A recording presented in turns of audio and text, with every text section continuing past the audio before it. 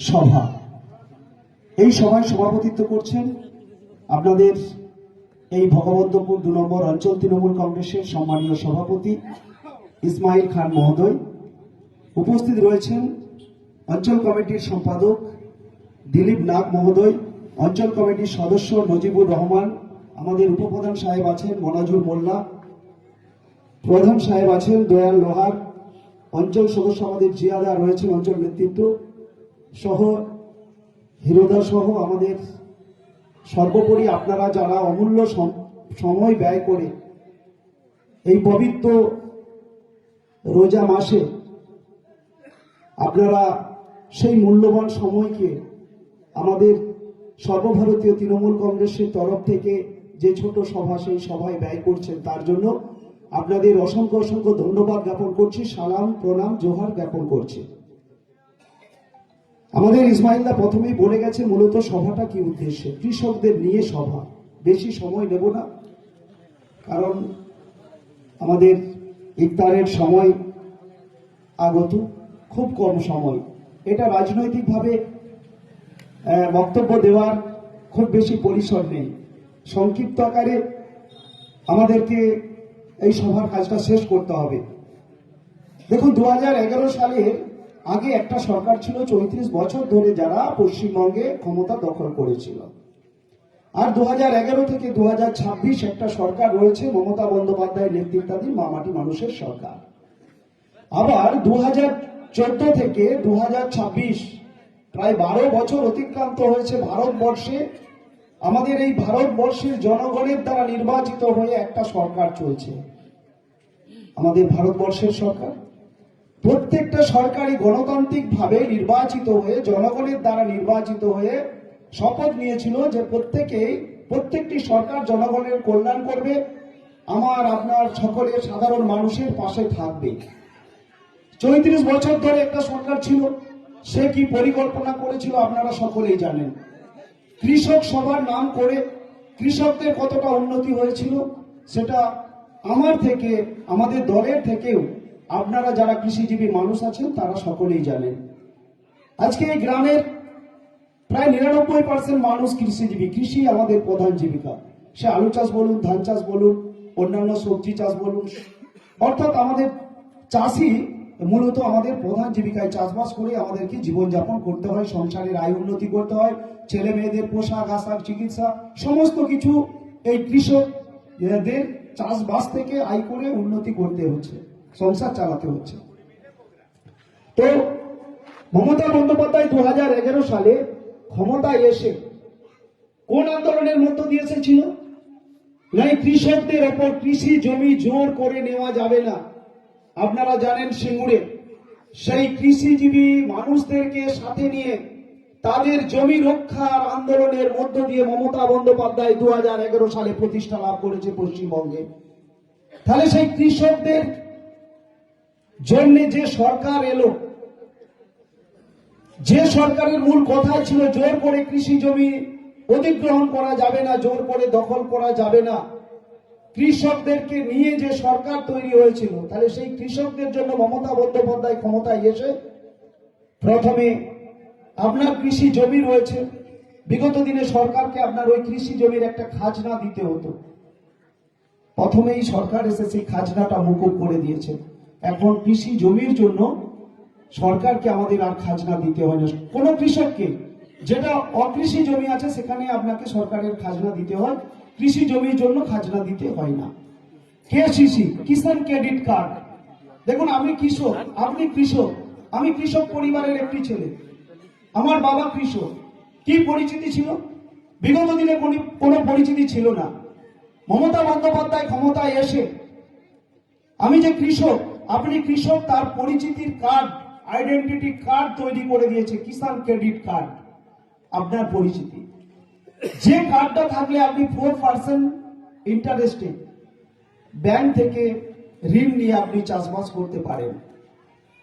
এই কিষাণ ক্রেডিট কার্ডের ব্যবস্থা করেছে। আর কি করেছে না, আমাদের কৃষি জমি কেউ বিক্রি করে, কেউ কেনে, এর মিউটেশন, এর জন্য আপনার নামে জমি করতে গেলে যে রেকর্ড করতে হয় অর্থাৎ মিউটেশন করতে হয়, সেই মিউটেশন ফিজ, কৃষি জমির মিউটেশন ফিজ মুকুব করেছেন মমতা বন্দ্যোপাধ্যায় সরকার। আপনারা সকলেই জানেন এখন কৃষি জমি যদি মিউটেশন করতে যান তার জন্য সরকারকে কোনো চার্জ দিতে হয় না। যেটা আপনি বাস্তু করতে গেলে আপনাকে দিতে হয়, আপনি পুকুরের জন্য আপনাকে দিতে হয়, ডাঙা পতির যেগুলোতে আছে সেগুলোর জন্য আপনাকে ফিস দিতে হয়, কিন্তু কৃষি জমির মিউটেশন ফি সম্পূর্ণভাবে মমতা বন্দ্যোপাধ্যায় সরকার মুকুব করেছেন।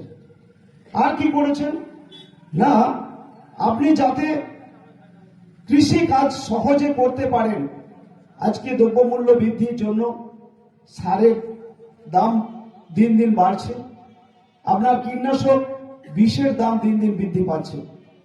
ভারতবর্ষের কেন্দ্রীয় সরকার ভর্তুকির পরিমাণ আস্তে আস্তে কমিয়ে দিচ্ছে। তো সেই জায়গা থেকে কৃষকদেরকে সহযোগিতা করার জন্য কৃষক বন্ধু স্কিম নিয়ে এসেছেন। আপনারা সকলেই জানেন, যাদের 1 একর জমি রয়েছে সেই সমস্ত কৃষকরা বছরে দুবার 5,000, 5,000, 10,000 টাকা পান। এখন আবার কৃষক বন্ধু টাকাটা বাড়বে, নিশ্চিত থাকুন, কারণ অন্তর্বর্তী বাজেটে মমতা বন্দ্যোপাধ্যায় ঘোষণাও করেছিলেন। তো যাদের কম জমি রয়েছে, 1 একরের কম, সেই সমস্ত ক্ষুদ্র কৃষকদের জন্য, প্রান্তিক কৃষকদের জন্য 2,000, 2,000, 4,000 টাকার মিনিমাম ব্যবস্থা করেছেন। সবচেয়ে কৃষক বন্ধুর উল্লেখযোগ্য বিষয় আমরা কি দেখেছি, আমরা দেখেছি যে কৃষক বন্ধু ডেথ বেনিফিট ক্লেম, কোন কৃষক পরিবারের উপার্জনশীল কৃষক 60 বছরের আগে মারা গেলে তার পরিবারটি অর্থনৈতিকভাবে ভেঙে পড়ে, কারণ তার স্ত্রী, তার ছেলে, তার মেয়ে, তার বাবা, তার মা অর্থনৈতিক মানসিকভাবে দুর্বল হয়ে পড়ে। আমরা যারা পলিটিক্যাল পার্সন রয়েছি, আমরা যারা রাজনীতি করি, আমরা যারা জনগণের প্রতিনিধি, আপনাদের দ্বারা নির্বাচিত হয়ে এসেছি, আমরা স্বাভাবিকভাবে, আমাদের উপপ্রধান সাহেব রয়েছেন এখানে, ওনার কাছে গেলেন, উনি কিছু অর্থনৈতিকভাবে সাময়িক সাপোর্ট করেন, কিছু চাল, কিছু তিরপল, কাপড় চোপড় দিয়ে তার ফ্যামিলির কাছে সহযোগিতার হাত বাড়িয়ে দেন। তার পরবর্তী পর্যায়ে আমরা 2 দিন 5 দিন খোঁজ খবর নিই, তারপর যার দুঃখ, যার যন্ত্রণা, যার কষ্ট তার কাছেই রয়ে যায়। তো এই কষ্টটাকে লাঘব করার জন্য, ওই অসহায়ভাবে অর্থনৈতিকভাবে ভেঙে পড়া কৃষক পরিবারের পাশে দাঁড়ানোর জন্য মমতা বন্দ্যোপাধ্যায় কৃষক বন্ধু ডেথ বেনিফিট ক্লেমের মাধ্যমে 2 লক্ষ টাকার অর্থনৈতিক সাহায্যের হাত বাড়িয়ে দিয়েছেন যে সরকার, তার নাম মাটি মানুষের সরকার। এটা সারা ভারতবর্ষে কোথাও খুঁজে পাবেন না যে 60 বছরের আগে কোনো কৃষক মারা গেলে তাকে একটি টাকা দিয়ে, কিছু টাকা দিয়ে হেল্প করি তার পরিবারকে, যাতে করে সেই পরিবার অর্থনৈতিকভাবে একটু ঘুরে দাঁড়ানোর চেষ্টা করবে। কিন্তু এই কষ্টটা, কৃষকদের এই অন্তরের ব্যথা, তার পরিবারের এই অন্তরের ব্যথাটা উপলব্ধি করেছিলেন মমতা বন্দ্যোপাধ্যায়। তাই তিনি এই প্রকল্প করেছেন এবং প্রকল্পের সুবিধা আজকে সারা পশ্চিমবঙ্গের ম্যাক্সিমাম মানুষ ভোগ করছে। আর কি করেছেন, আজকে কৃষিজীবী মানুষ, আপনি বৈজ্ঞানিক প্রথায় চাষবাস করছেন, কম সময়ে আমাকে কৃষি কাজ করতে হবে। এখন আমরা দেখতে পাই 5 থেকে 10 দিনের মধ্যে ধান কাটা হয়ে যাচ্ছে। আপনার 10 থেকে 15 দিনের মধ্যে আলু চাষের যে আলু লাগানোর কাজ সেটা কমপ্লিট হয়ে যাচ্ছে। কি কারণে হচ্ছে? কারণ বিজ্ঞানকে কাজে লাগিয়ে আধুনিক যন্ত্রপাতির আবিষ্কার হয়েছে, কৃষিজ যন্ত্রপাতির আবিষ্কার হয়েছে। তো সেই যন্ত্রপাতি যাতে আপনি সুলভ মূল্যে কিনতে পান, তার জন্য মমতা বন্দ্যোপাধ্যায় সরকার সাবসিডি দিয়ে, 50% সাবসিডি দিয়ে আপনাকে কৃষি যন্ত্রপাতি কেনার ব্যবস্থার সুযোগ করে দিয়েছে। আপনি আলু লাগানোর মেশিন কিনতে পাবেন, আপনি ট্রাক্টর কিনতে পাবেন জমিতে চাষ দেওয়ার জন্য, আপনি ধান কাটার জন্য ধান কাটা মেশিন কিনতে পাচ্ছেন। এখানে সাবসিডির পরিমাণটা কিন্তু 50%। যদি আপনার 40 লক্ষ টাকা যন্ত্রপাতি আপনি ক্রয় করেন, 20 লক্ষ টাকা সাবসিডি পান। সেই সাবসিডির টাকাটা মমতা বন্দ্যোপাধ্যায়ের সরকার ওই কৃষকের অ্যাকাউন্টে পৌঁছে দেন। 7 দিনের মধ্যে, যেদিন আপনি কিনে আনবেন, আপনার রসিদ এডি অফিসে জমা দেবেন, তার 7 দিনের মধ্যে মমতা বন্দ্যোপাধ্যায়ের সরকার ওই সাবসিডির টাকাটা পৌঁছে দেন। কৃষকদের জন্য করেছে। আর কি করেছে না, আজকের দিনে কোন জমিতে কি ফসল হবে সেই মাটির সেই ক্ষমতা আছে কিনা, মাটির সেই গুণ আছে কিনা। আপনি ধরুন বছরের পর একটা জমিতে আলু চাষ করছেন, দীর্ঘদিন আলু চাষ করছেন, আপনি কি দেখছেন যে জমিতে বিগত দিনে 5 কেজি রাসায়নিক সার প্রয়োগ করতে হতো, আজকে আমি 8 কেজি 9 কেজি করেও সেই ফসলটা ফলাতে পারছি না। তার মানে নিশ্চিত থাকুন আপনার মাটিটার গুণ পরীক্ষা করার, মাটি পরীক্ষা করার প্রয়োজন হয়ে পড়েছে। সেই মাটি পরীক্ষাগার নির্মাণ করেছেন যেখানে আপনি ফ্রিতে আপনার মাটির কি গুণ রয়েছে, কি ইসের অভাব হচ্ছে যার জন্য ফসলটা ঠিকঠাক হচ্ছে না, সেই ধরনের পরীক্ষাগার তৈরি করেছেন মমতা বন্দ্যোপাধ্যায় সরকার। আপনি একজন কৃষক আধুনিক পদ্ধতিতে চাষবাস করবেন, কি করে জানবেন না, আমাদের মমতা বন্দ্যোপাধ্যায় সরকারের এডিএ অফিস উপপ্রধান সাহেব জানেন, বিভিন্ন গ্রামে কৃষি এরিয়ায় কখনো যখন তিল চাষ হচ্ছে, তিল চাষের সময় তিল চাষ বিষয়ে ট্রেনিং, যখন আলু লাগানো হচ্ছে, বপন করা হচ্ছে ওই সময় আলু চাষের বিষয় নিয়ে ট্রেনিং, যখন ধান রোয়ার সময় হচ্ছে তখন ধান চাষের নিয়ে ট্রেনিং।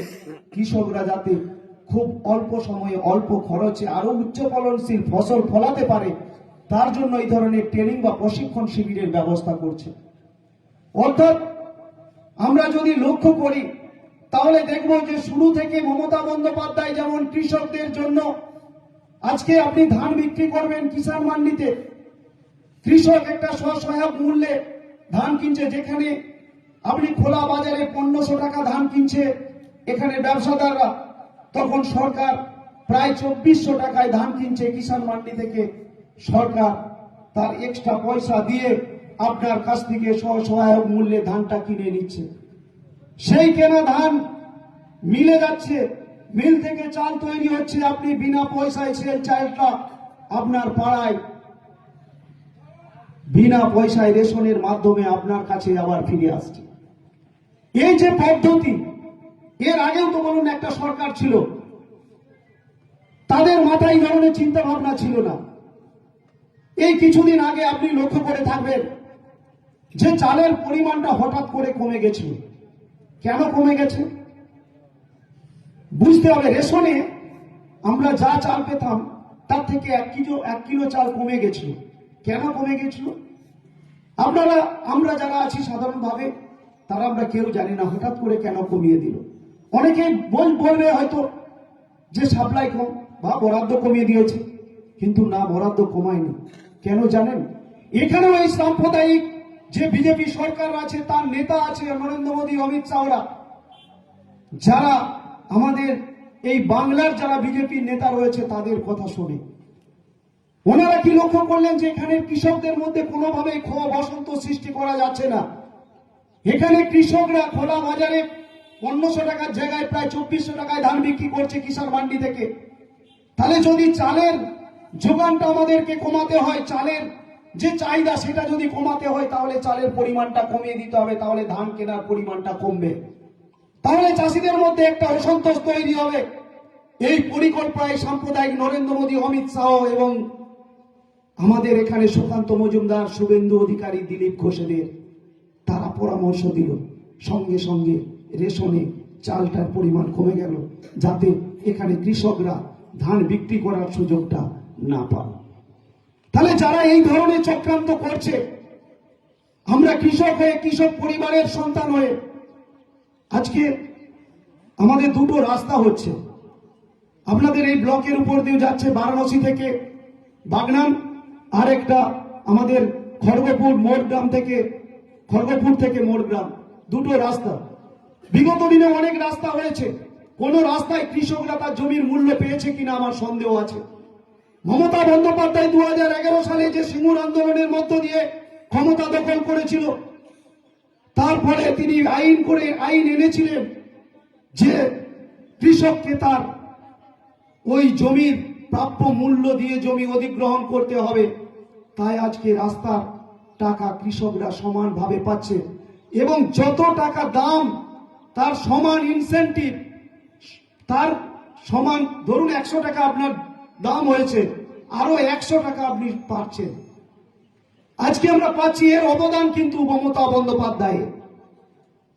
অর্থাৎ জোর করে কৃষকদের জমি যে দখল করা যাবে না, সরকারি কাজেও ব্যবহার করতে গেলে কৃষকদের কাছ থেকে কিনে নিতে হবে, এই প্রসেস, এই পদ্ধতিটা বিধানসভা বলুন, পার্লামেন্টে বলুন, বিল আনতে বাধ্য করেছে সরকার।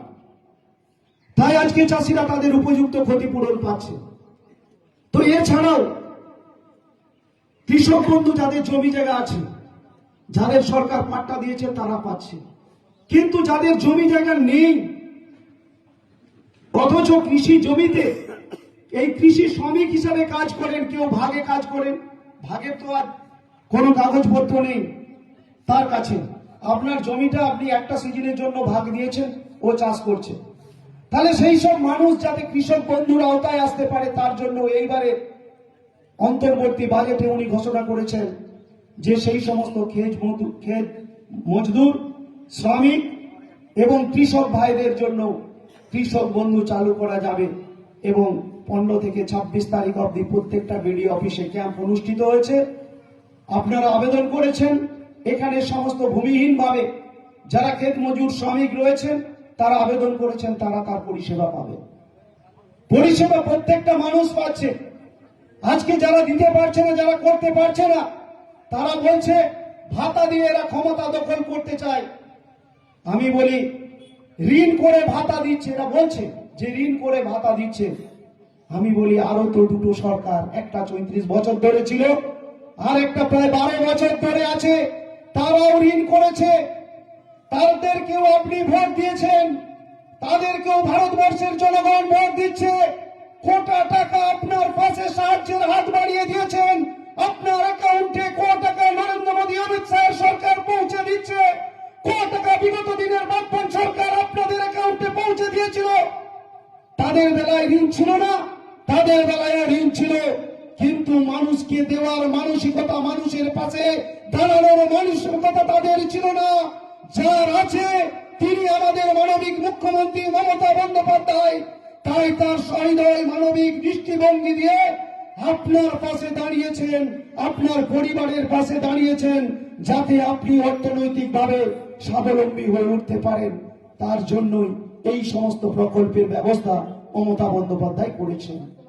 ইসমাইলদা বলছিল মানুষকে ভালোবেসে কাছে টেনে এনে তার কাছে অনেকদিন তাকে কাছে রাখা যায়, তার ভালোবাসা, তার মন পাওয়া যায়।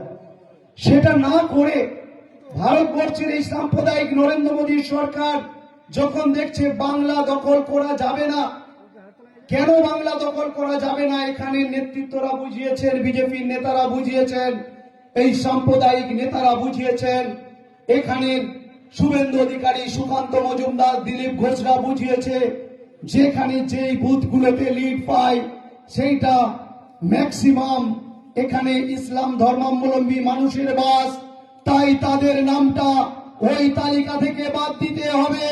কারণ পার্সেন্টেজ প্রায় 10%-এর মতো ফারাক রয়েছে। তাই যেখানে 1000 ভোটার রয়েছে সেখানে কম করে 100টা নাম বাদ দিতে হবে। তার জন্য এরা এসএলআর করেছে, আপনাকে লাইনে দাঁড় করিয়েছে। যারা আপনাকে লাইনে দাঁড় করিয়েছে, যারা আপনার নামটাকে আন্ডার জুডিডিকশনের নামের আওতায় নিয়ে গেছে, তাদেরকেও ওই আন্ডার জুডিডিকশনের লাইনে দাঁড় করিয়ে দিতে হবে। 2026 সালে চতুর্থবারের জন্য মমতা বন্দ্যোপাধ্যায়কে ক্ষমতায় নিয়েছে পশ্চিমবঙ্গের মুখ্যমন্ত্রী করে। তার যোগ্য সেনাপতি যিনি পথ প্রদর্শন করছেন, যিনি নেতৃত্ব দিচ্ছেন, তিনি আমাদের নেতা অভিষেক বন্দ্যোপাধ্যায়। কারণ অভিষেক বন্দ্যোপাধ্যায় আজকে শুধু পশ্চিমবঙ্গ নয়, সারা ভারতবর্ষে নরেন্দ্র মোদী অমিত শাহের ত্রাস। তাই তো বাংলা কেন, ভারতবর্ষের যে কোনো প্রান্তে দাঁড়িয়ে ওনারা সভা করছেন। কার নাম বলছেন? ভাইপোর নাম নিচ্ছেন। কার নাম নিচ্ছেন? অভিষেক বন্দ্যোপাধ্যায়ের নাম নিচ্ছেন। আজকে পশ্চিমবঙ্গের নেতা অভিষেক বন্দ্যোপাধ্যায় নয়, সারা ভারতবর্ষের নেতা, জনগণের একমাত্র প্রতিবাদের কণ্ঠস্বর অভিষেক বন্দ্যোপাধ্যায়ের নেতৃত্বে 2029 সালে এই বিজেপিকে ভারতবর্ষ থেকে সূচনা 2026 সালে আমাদেরকে করতে হবে। নিশ্চিতভাবে আপনারা এই পবিত্র রোজা মাসে পরম আল্লাহর কাছে দোয়া করবেন যেন মমতা বন্দ্যোপাধ্যায়ের যে উদ্দেশ্য সেটা সাধিত হয়। আমার আপনার পাশে যে সরকার দাঁড়াচ্ছে তারা চিরস্থায়ী হয়। আপনারা দোয়া করবেন, প্রার্থনা করবেন মমতা বন্দ্যোপাধ্যায় 2026 সালে ক্ষমতায় এলে 70-এর বেশি প্রকল্প উনি আগে আমাদেরকে দিয়েছেন। আরো এই ধরনের জনপ্রিয় প্রকল্প আমরা মমতা বন্দ্যোপাধ্যায়ের সরকারের কাছ থেকে পাবো এবং অর্থনৈতিকভাবে স্বাবলম্বী হব। আর বেশি কিছু বলবো না। শুধু কৃষিজীবী মানুষ হয়ে যারা কৃষি কাজ করে জীবন জীবিকা নির্বাহ করছেন তারা মমতা বন্দ্যোপাধ্যায়ের হাতকে শক্ত করবেন এবং 2026 সালে আমাদের অভিষেক বন্দ্যোপাধ্যায়ের নেতৃত্বে, মমতা বন্দ্যোপাধ্যায়ের নেতৃত্বে চতুর্থবারের জন্য মামাটি মানুষের সরকার প্রতিষ্ঠিত হবে। এই যে লড়াই, এটা শুধু তৃণমূলের সঙ্গে বিজেপির লড়াই নয়, এটা অন্যায়ের সঙ্গে ন্যায়ের লড়াই, এটা অশুভ শক্তির সাথে শুভ শক্তির লড়াই। তাই এই লড়াইয়ে আমাদেরকে জিততে হবে যাতে তৃণমূল কংগ্রেস জয়ী হয়। আমাদেরকে এই সভা থেকে শপথ নিয়ে আজকে বাড়ি ফিরবো এই আশা রেখে সবাইকে যথাস্থানে আমার শ্রদ্ধা প্রণাম ভালোবাসা জানিয়ে আমি আমার এই সংক্ষিপ্ত বক্তব্য শেষ করলাম। জয় হিন্দ, বন্দে মাতরম, তৃণমূল কংগ্রেস জিন্দাবাদ, মমতা বন্দ্যোপাধ্যায় জিন্দাবাদ, আমাদের নেতা অভিষেক বন্দ্যোপাধ্যায় জিন্দাবাদ। আমার ভাতৃপ্রতিম